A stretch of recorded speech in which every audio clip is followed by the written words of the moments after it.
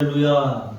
하나님의 존을 찾은 여러분들에게 하나님의 은혜와 평강이 함께 하시기를 주님의 이름으로 축복합니다. 여러분, 오늘은 추수감사 주일입니다. 한 해를 돌아보면서 정말 나의 삶은 풍성이 열매를 맺는 삶이었나.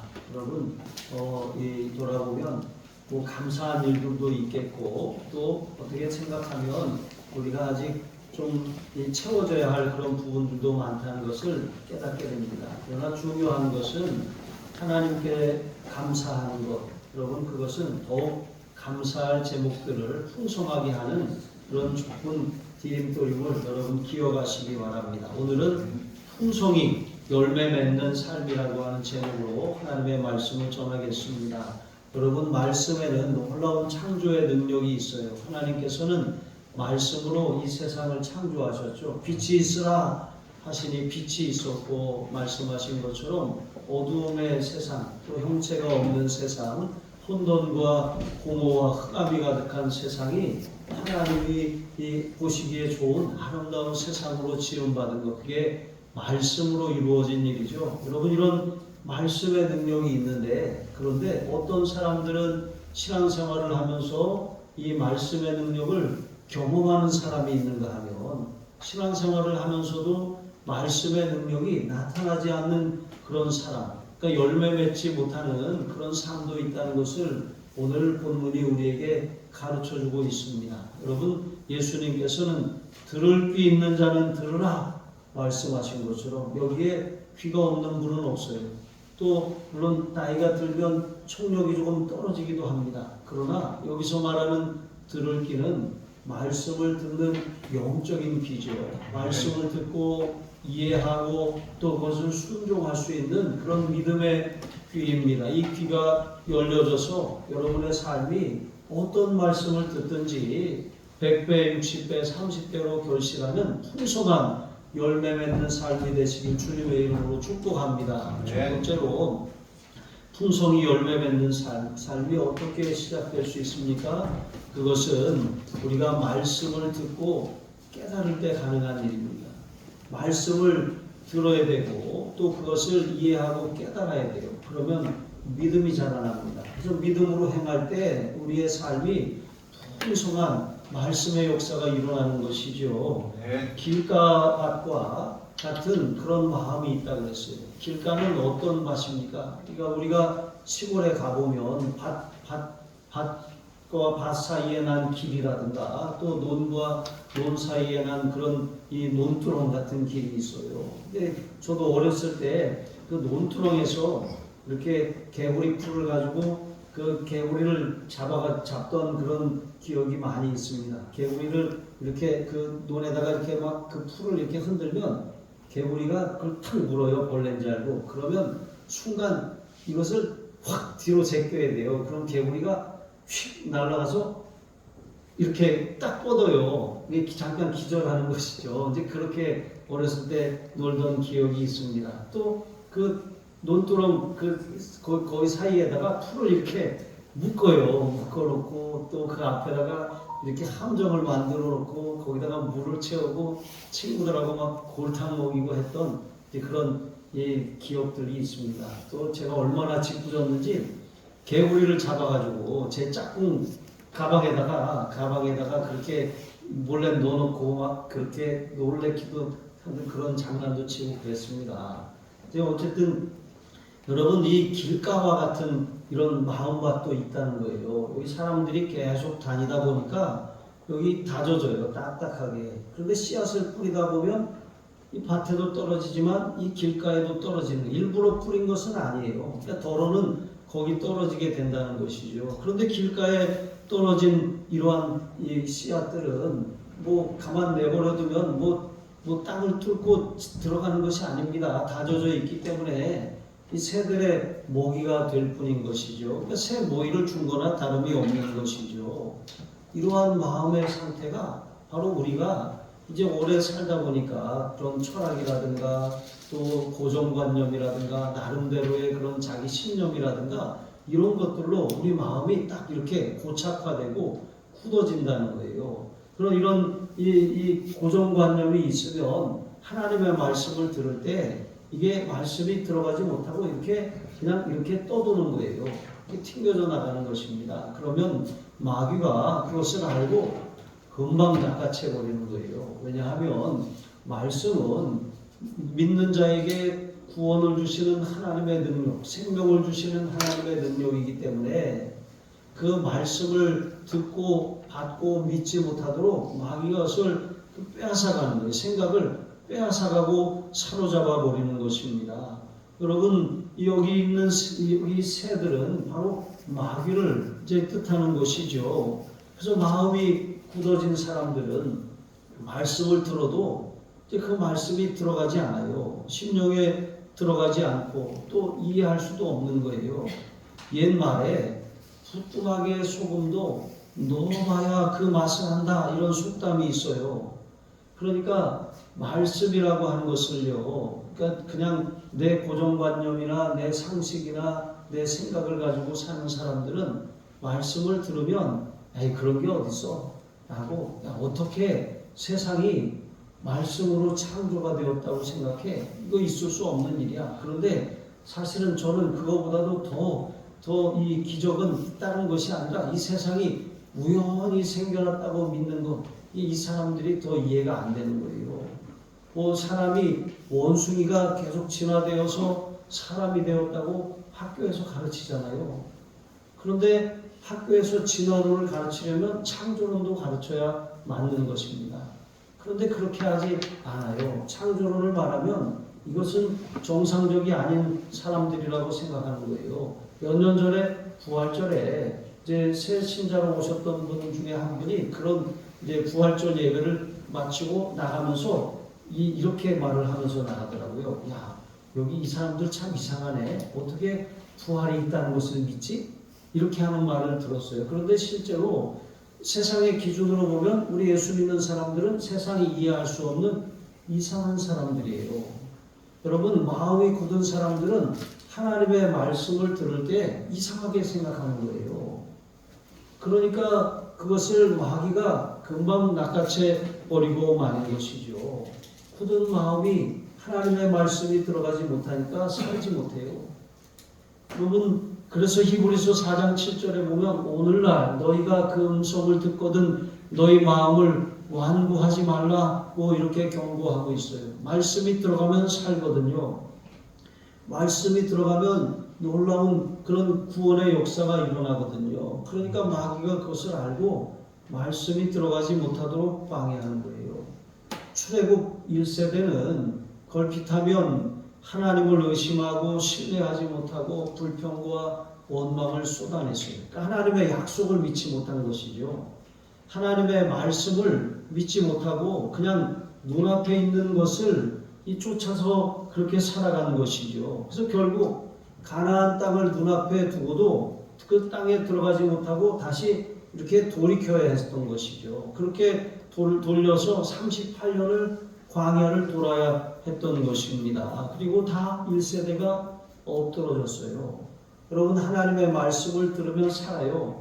사람이 떡으로만 살 것이 아니요 하나님의 입으로 나오는 모든 말씀으로 살 것이니라 그랬잖아요. 오늘 이제 떡을 하셨는데 떡 먹지 말라는 얘기가 아니라 떡으로만 그랬잖아요. 그러니까 떡도 먹어야 돼요.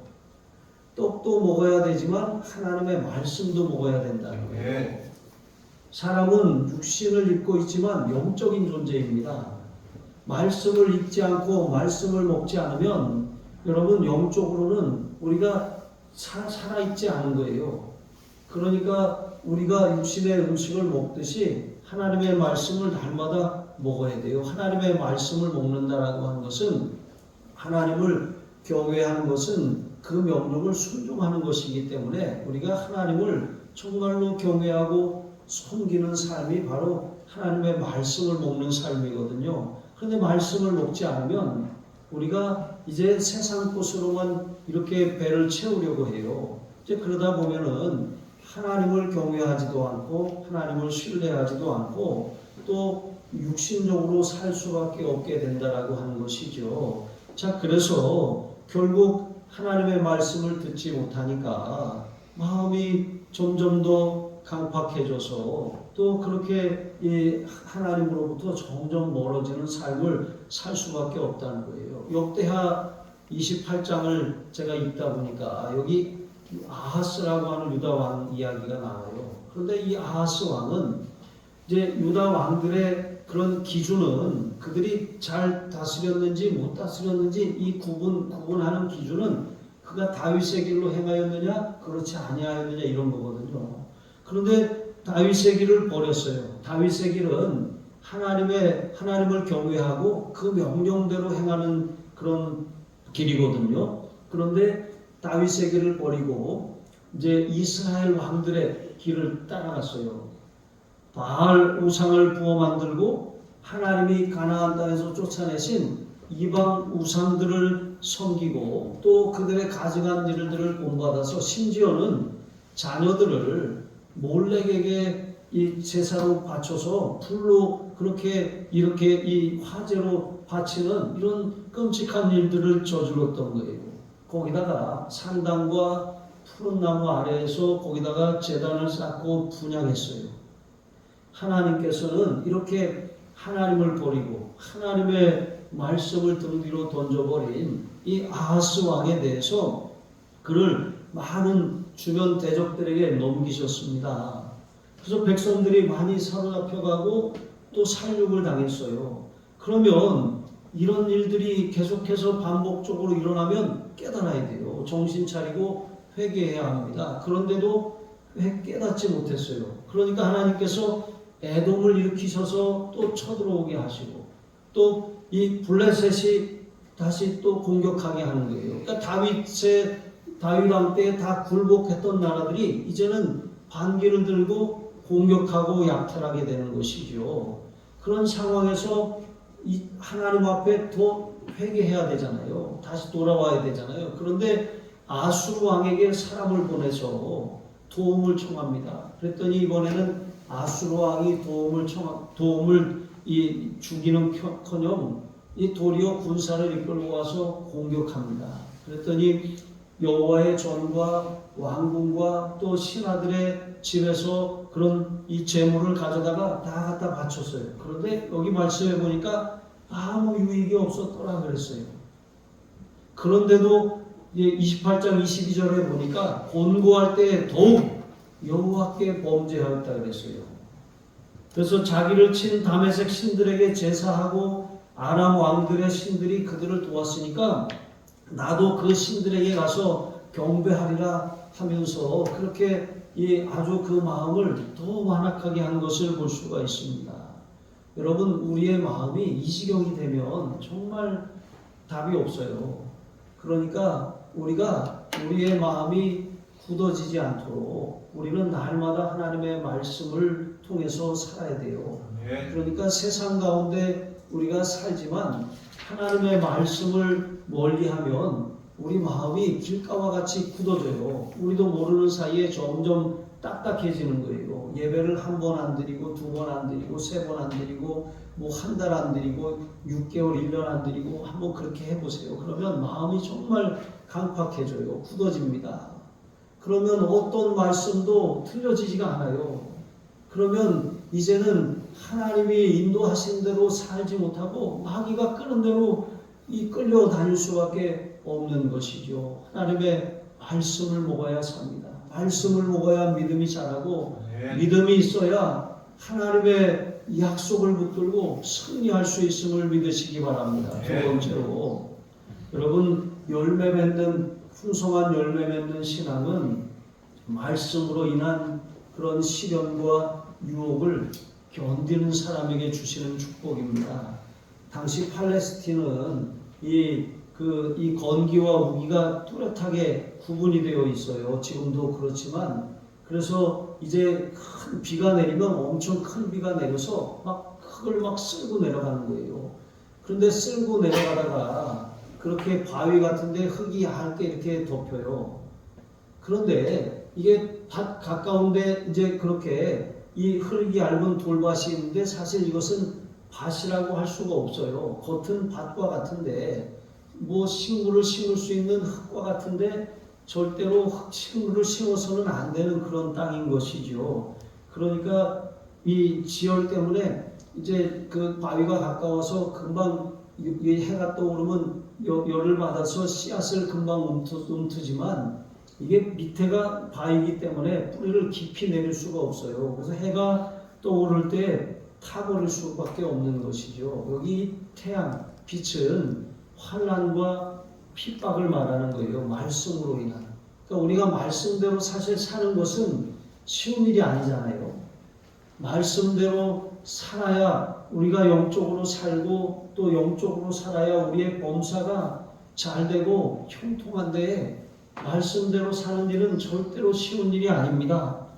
말씀대로 살려고 하다 보면 반드시 말씀으로 인한 시련이 찾아와요. 도전이 옵니다. 그래서 많은 사람들이 말씀대로 살기로 결심해 놓고서 그 시련 때문에 그냥 포기해 버리는 경우가 참 많이 있습니다. 그러나 이 시련을 통과해야 돼요. 농부가 밭을 일구고 씨앗을 심고 나서 그 다음날 가서 호미질을 해서 씨앗을 캐내는 게 아니에요. 여름이라고 하는 뜨거운 시간을 통과해야 돼요. 수고해야 됩니다. 비바람을 견뎌내야 되는 것이죠. 그리고 나서야 추수를 풍성하게 맞이할 수가 있는 것입니다. 심어놓고 그냥 내버려두면 아무 일도 일어나지 않아요. 제가 지난번에도 한번 말씀드렸지만 두 번째 목회지에서 우리 집사님이 좀 마음이 좀 아픈 분이었거든요. 그분이 이 콩 한 자루를 이렇게 한 자루를 가지고 어깨에다 이렇게 쥐고 왔어요. 사택에 와가지고 목사님 기도해 주세요. 이게 종자예요 하면서 제 앞에다 탁 내려놓더라고요. 축복 기도해 주세요. 제가 이장님한테 저기 부탁을 해서 밭을 많이 얻어놨어요. 이걸 심어가지고 내년에는 크게 농사하려고 그래요. 올해 크게 농사하려고 그래요. 축복 기도해 주세요. 그래서 제가 그러시냐고 기도를 했습니다. 그랬더니 이분이 진짜 가서 밭을 엄청 많이 얻어가지고 그걸 다 심었어요. 심어가지고 그 다음날, 그 다음에 가을 추수 때 이분이 또 왔는데 그만큼 자루를 갖고 또 왔어요. 목사님, 이거 추수한 거예요. 이거 하나님 앞에 드리려고 갖고 왔어요. 그래서 이거 말고 많이 추수하셨죠? 그랬더니 아니 이게 다예요. 그래서 왜 이게 다예요? 그러니까 아니 제가 바빠가지고 심어놓고 그냥 1년 만에 가봤더니 풀만 무성하고 거둘 게 없었어요. 다 저희 고라니가 다 따먹고 멧돼지가 다 파먹고 없었어요. 이러시는 거예요. 제가 그냥 웃고 말았는데 여러분 심고 나서 돌보지 않고 수고하지 않고 시련과 환난을 통과하지 않으면 거둘 것이 없어요.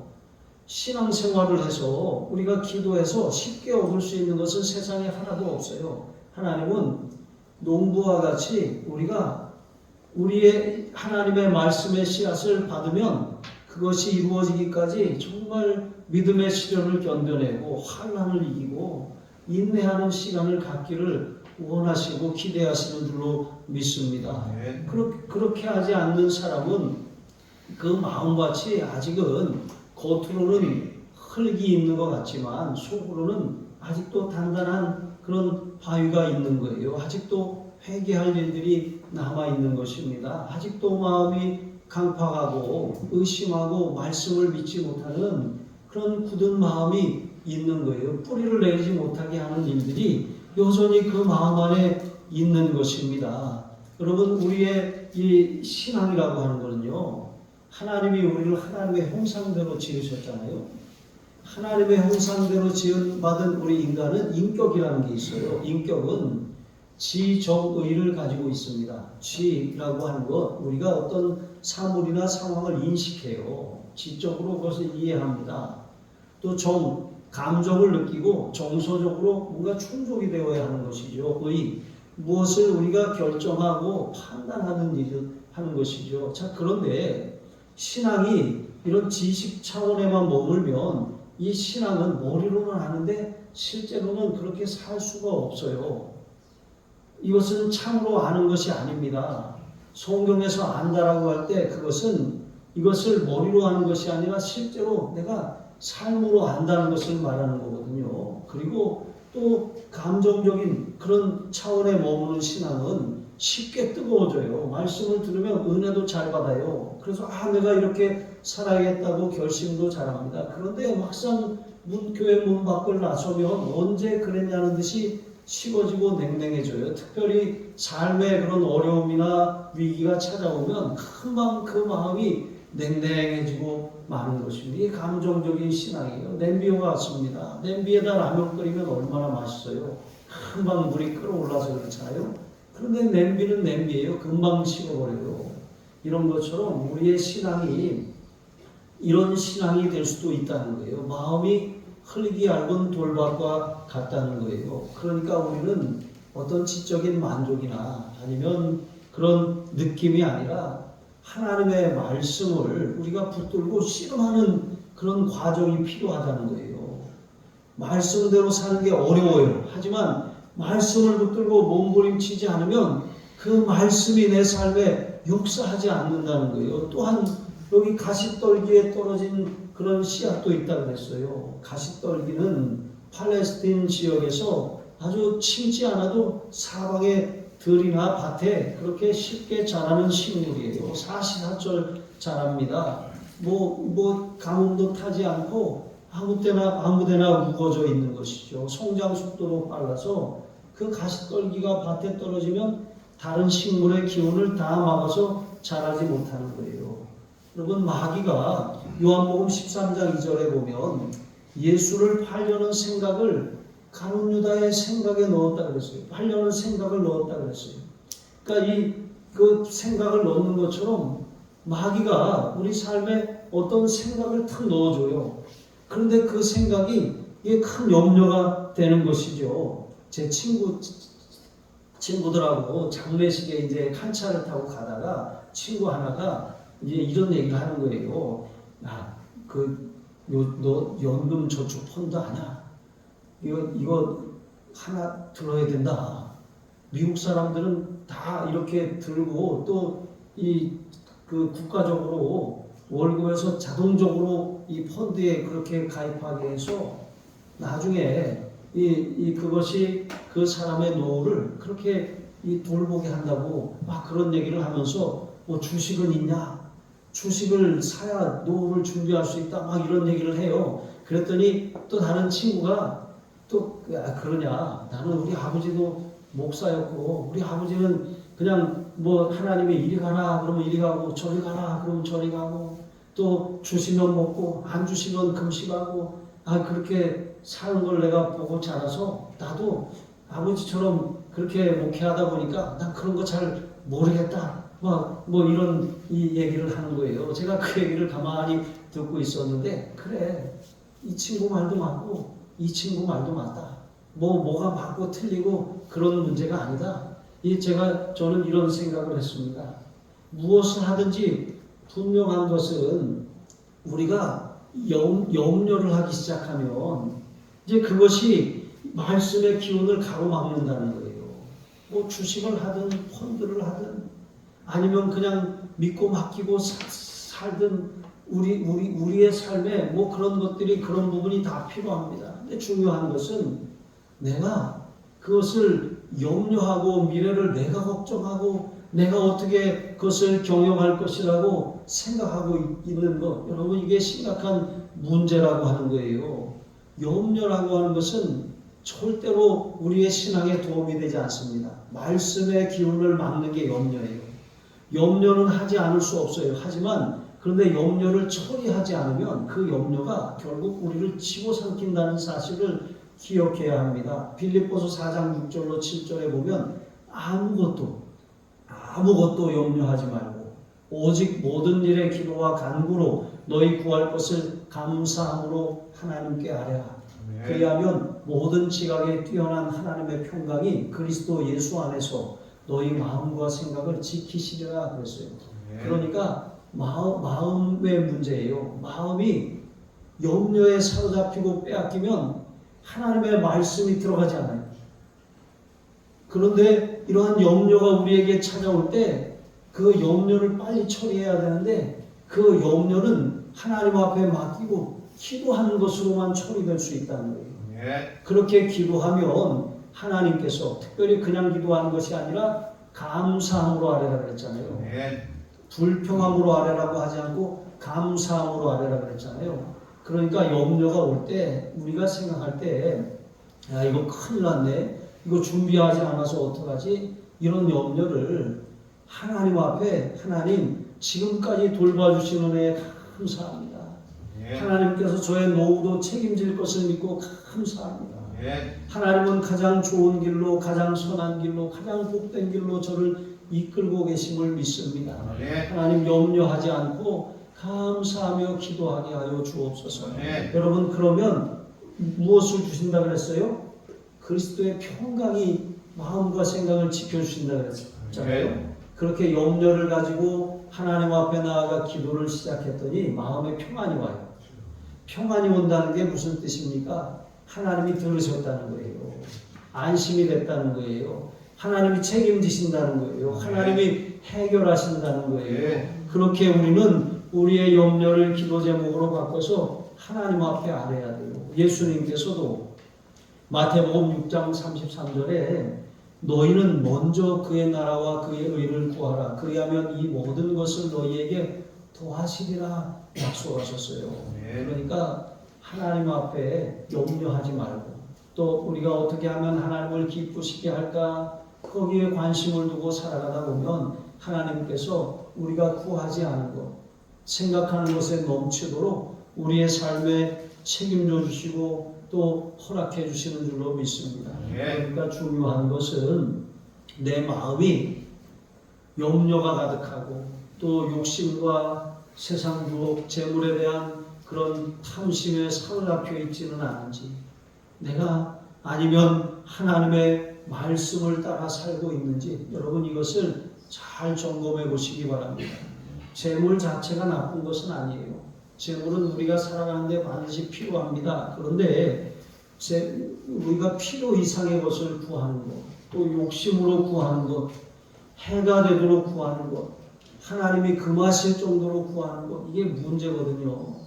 그러니까 하나님 앞에 하나님 날마다 하나님의 말씀이 우리의 삶의 저울이 되어서 우리가 이 하나님의 말씀을 벗어나면 경고등이 울리게 해 주옵소서. 교훈과 책망과 바르게 함과 의로 교육하기에 유익한 하나님의 말씀이 나를 이끌어가는 하나님의 사람으로 살게 하여 주시옵소서. 여러분 그렇게 늘 기도하면서 말씀으로 인한 그런 이 시험과 유혹을 오히려 이기고 또 말씀으로 말미암아 이 하나님이 주시는 그런 복된 길, 생명의 길, 축복의 길을 가시기를 바랍니다. 세 번째로 말씀을 지키며 인내로 결실할 수가 있습니다.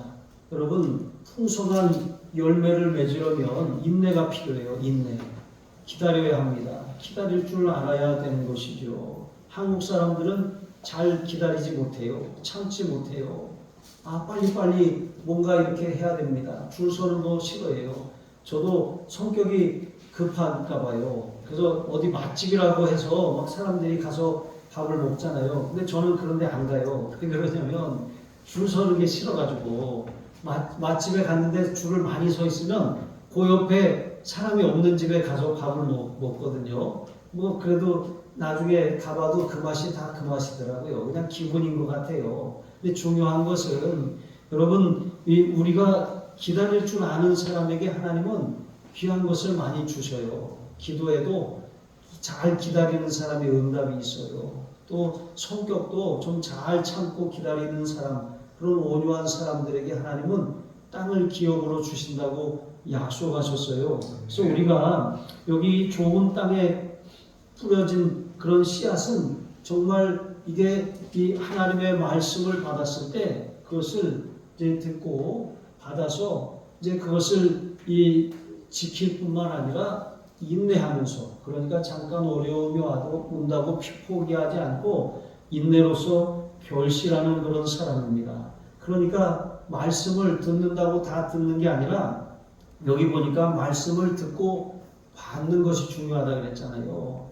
듣고 받는다는 게 뭐예요? 들이받는다는 게 아니에요. 듣고 받는다는 것은 말씀을 우리가 사모하고 귀로 들을 뿐만 아니라 그것을 순종하려고 하는 태도로 순종할 마음을 가지고 그 말씀을 적극적으로 듣는 거예요. 이게 바로 말씀을 듣고 받는 것입니다. 그러니까 복종하려고 하는 태도로 받는 것이죠. 하나님의 말씀을 들을 때 뭐라고 하시나 보자, 그게 아니라 하나님의 말씀이 무엇이든 하나님 순종하겠습니다. 주여 말씀하시옵소서, 주의 종이 듣겠나이다. 이런 자세로 하나님의 말씀을 받아들인다는 거예요. 그런 사람들이 열매를 맺을 수가 있는 것입니다. 또한 여러분, 받는다는 의미는 환영한다는 뜻이 있거든요. 그러니까 하나님 그 말씀만 하지 마세요. 이게 아니라 하나님 환영합니다. 인정합니다. 그 말씀이 나에게 생명입니다. 나에게 축복입니다. 그 말씀이 나를 살게 합니다. 여러분, 그렇게 환영하고 받아들이는 거예요. 마치 보고 싶은 사람, 기다렸던 사람, 정말 꼭 만나고 싶은 사람을 찾아온 것을 환영하는 것처럼 우리가 말씀을 그렇게 반기고 환영하는 사람이 그 말씀의 풍성함을 누릴 수 있다는 거예요. 다윗은 말씀이 얼마나 내 입에 단지 송이 꿀보다 더 달다고 했어요. 그 정도로 말씀을 사모하는 것입니다. 말씀을 환영하는 것이죠. 하루를 시작할 때도 우리가 뉴스를 처음 듣고 신문을 처음 보고 그렇게 시작하는 것이 아니라 말씀을 처음 펼쳐고 큐티를 하면서 하나님의 말씀에 귀를 기울이면서 여러분 그렇게 시작하시기 바랍니다. 하나님, 내게 오늘도 말씀을 주시옵소서.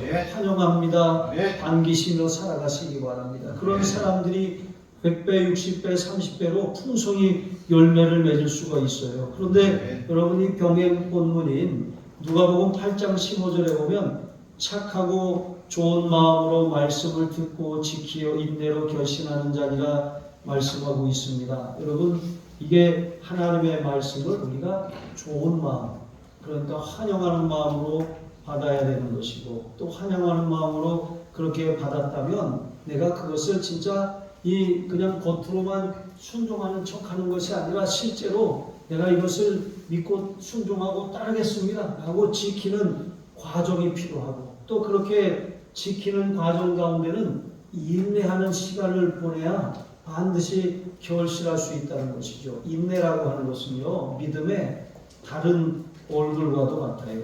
그러니까 인내가 무너지면 이제 신앙심이 다 무너질 수가 있어요. 이게 잘 참지 못하는 분들, 성질을 버럭버럭 잘 내는 분들, 여러분 조심하세요.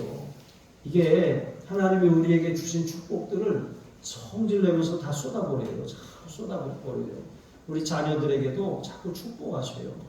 화내지 마셔요. 또 혼내지 마셔요. 혼내고 싶은 마음이 들어도 아유, 복 받을 놈아, 이렇게 하셔요. 자꾸 여러분, 내 자녀가 잘 되기를 바라는 마음으로 혼내잖아요. 근데 혼내서 잘 되는 자녀 하나도 없어요. 축복해야 돼요. 기도해야 돼요. 사랑하고 격려해야 되는 것입니다. 화가 나고 치밀어 오르면 여러분, 그것을 자녀에게 쏟아놓으면 안 돼요. 또 우리 가정에 쏟아놓으면 안 돼요. 우리 삶에 쏟아놓으면 안 되는 것입니다. 그 잘 참지 못하는 것 때문에 내 가족이 복을 못 받는 거예요. 잘 참지 못하는 것 때문에 내 자녀가 앞길이 열리지 않는 거예요. 그러니까 여러분, 인내하는 사람만 결실할 수 있어요. 정말 하나님 앞에 우리의 이 삶이 형통한 날이든 아니면 또 평안하지 않은 그런 날이든 어떤 상황에서도 여러분 하나님 앞에 우리가 있음을 기억하고 잘 참으세요. 잘 견뎌내시기를 바랍니다. 하나님께서는 우리의 신앙이 얼마나 오래되었는지 아니면 어떤 신앙의 지식을 가졌는지 그것을 보시는 것이 아니라 우리가 정말 하나님께서 주신 약속의 말씀을 붙들고 잘 견뎌내고 있는지, 그 말씀을 지키려고 또 밭에 나가 수고하는 농부처럼 정말 그 말씀을 붙들고 몸부림치고 있는지, 하나님의 말씀을 내 삶에 이루어달라고 그렇게 힘쓰면서 살고 있는지, 여러분 하나님은 그것을 보시는 거예요. 그게 바로 땅이 이 씨앗을 품는 과정과 똑같은 거예요. 이런 과정이 없이 이 말씀이 열매를 맺지 못하는 것입니다. 여러분, 우리가 이 엄마들이 자녀들을 뱃속에 10달을 품잖아요. 그렇게 품는 과정들은 행복한 시간이기도 하지만 엄마에게는 참 힘든 시간이에요. 그런데 그 시간들을 잘 견뎌내고 아이가 출산하면 여러분, 그 아이를 얻은 기쁨이 너무나도 크잖아요. 그런 시간들이 반드시 필요하다는 것을 여러분 기억하시고, 오늘 내가 말씀을 읽는다고 내 삶이 달라지랴 그러지 마시고, 오늘 예수님께서도 말씀을 전하는 그 현장에 사람들이 환영하는 사람들도 있었지만 적극적으로 쫓아다니면서 반대하고 방해하고 대적하는 사람들이 있었어요. 그러거나 말거나 계속해서 가르치고 전파하고 또 고치시는 일을 멈추지 않으셨던 것이죠. 마찬가지로 하나님의 말씀을 약을 챙겨 드시듯이 매일매일 읽으세요. 매일매일 들으세요. 매일매일 그 말씀을 마음에 새기시고 그렇게 적용하세요. 그러면 그것이 하루하루 쌓여서 우리의 삶에 정말 우리가 이 밭의 지경도 넓어지고 또 거두는 그런 종류도 많아지고 또 우리의 삶이 100배, 60배, 30배로 풍성한 축복의 삶이 될 줄로 믿습니다. 그렇게 되시길 주님의 이름으로 축복합니다. 기도하시겠습니다. 하나님 아버지, 우리의 마음이 굳어지지 않도록 죄를 멀리하며 살게 하여 주옵소서. 성령께서 죄악을 생각나게 하실 때 즉시 회개함으로 하나님 말씀을 듣는 귀가 닫히지 않게 하여 주시옵소서. 말씀의 기운이 세상의 염려, 재물에 대한 욕심, 또 기타 그런 근심으로 인해서 막히지 않도록 모든 염려는 주님께 맡기고 그 염려거리를 기도 제목으로 삼아 감사함으로 아뢰는 하나님의 사람들이 되게 하여 주옵소서. 말씀을 들을 때마다 하나님, 이 말씀이 내게 약입니다. 이 말씀이 내게 복입니다. 이 말씀이 내게 생명입니다. 그렇게 사모하는 마음으로 말씀을 환영하고 또 받은 말씀을 지키려고 몸부림치고 또 그 말씀이 이루어지기까지 인내하면서 기다릴 때 100배, 60배, 30배로 결실하게 하여 주옵소서. 감사하며 축복하며 예수님의 이름으로 기도합니다. 아멘.